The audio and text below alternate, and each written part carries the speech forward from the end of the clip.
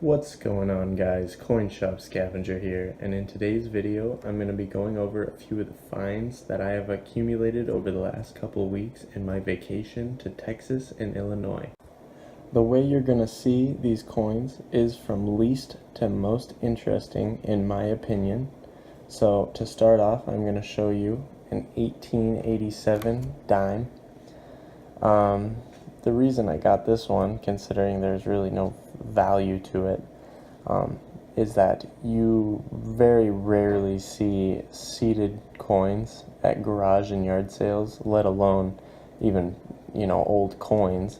So that was definitely an easy pickup for me, considering how cheap I got it for.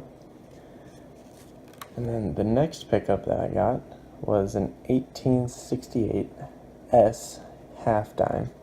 This hole right here almost blocked off the mint mark, but you can just barely see it right on that top left corner of the hole.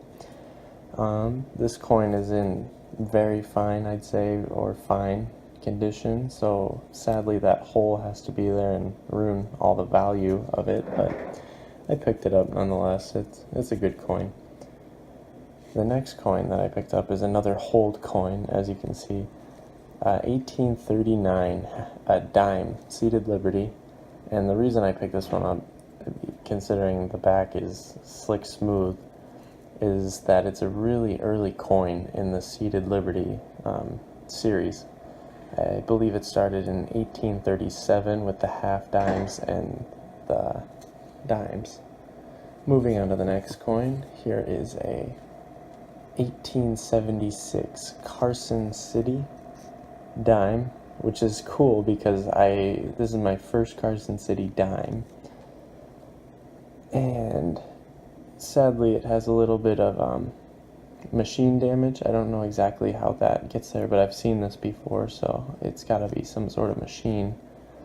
But it was an easy pickup because it is Carson City, and it was my first Carson City dime and coin, actually. This is my first Carson City coin, which is cool if it would focus. So that was an easy pickup. Moving on, here is a Standing Liberty quarter. Now, to most people, they would look at this and see that there's really no date, so it's, kind of stupid. Why would anybody buy that? But I buy them, especially when I see really close beading on the shield, on the rim of the shield there, and if you flip it over and see that there is no stars underneath the eagle, to me that is interesting. That's interesting because it is a Type 1 Standing Liberty quarter.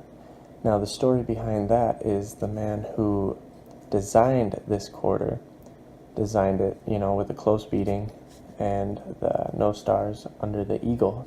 But he also designed it with a naked breast, exposed breast on the woman's chest, and he thought that he could do a better job, so he changed the beading, the stars, and he put chainmail over the exposed breast. Now, I picked this one up because it is an S, which I don't have, the Type 1.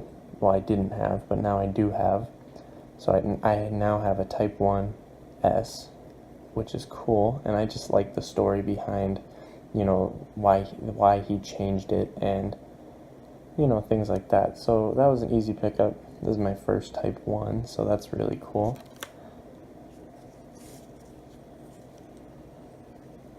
Here is the next coin, an 1853 O half dollar, and you can tell it's a 53 because it does have the rays. Now I'm pretty sure there's a few non-rays 53, which they're really rare, but but this is an 1853 half dollar with the rays.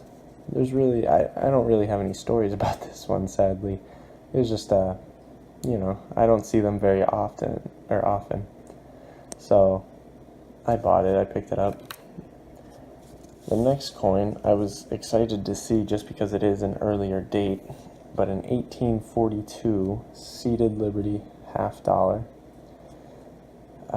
You really don't see these very often, especially from the 40s and 30s. Those are, to me, the rare dates, considering, it's so early, it's so long ago that, a lot of them get destroyed or lost. So I definitely picked this one up, and I can't wait to get home and put this in a case somewhere, because this is, one of my favorite coins right now, just because of how old it is. And there's no holes or anything like that. There's a little ding right here, but other than that, it's, honestly a pretty good coin. So I picked that one up. Now moving on to this next coin, it scared me, honestly. I was looking through a couple boxes and I found this and I was like, oh hey, a Morgan dollar, I could get that. So I picked it up and I noticed something right away. It was super, super light. And I was like, what the heck? So I turned it and I saw that it was about the width of a quarter. And that really surprised me. I was like, what the heck? And I turned it over, and as you can see, somebody decided to sand the coin flat and write Dave on it, which is interesting, and I like interesting things, so I picked it up. It's an interesting story, so I'm gonna, I think that's really cool. But if anybody's out there, his name is Dave, and wants this, I'd gladly sell it to you, because, it's cool. It's cool to have something with your name on it. And now, to move on to what I think is kind of the most interesting thing here. This, really interesting. It's a $100 note, Confederate States of America. So this was made back in February 17th, 1864. And I just thought this was so cool because I saw it and it was folded up. You can see the little, the folds. That's how it was folded up, and I looked at it and instantly I knew what it was, because, I'm just weird. Somehow knew what it was. And I asked the guy, I was like, hey, is that a Confederate note? And he looked at me and he said, yeah, it's a Confederate note. And you want it? Because it's all raggedy, torn up, it was folded up. It didn't look special at all, so I took it and I unfolded it, got it in this sleeve, and I noticed that, it's fairly nice, considering it definitely has gone through a little bit of wear. But I like that the serial number is 78987. It's kind of just a little radar.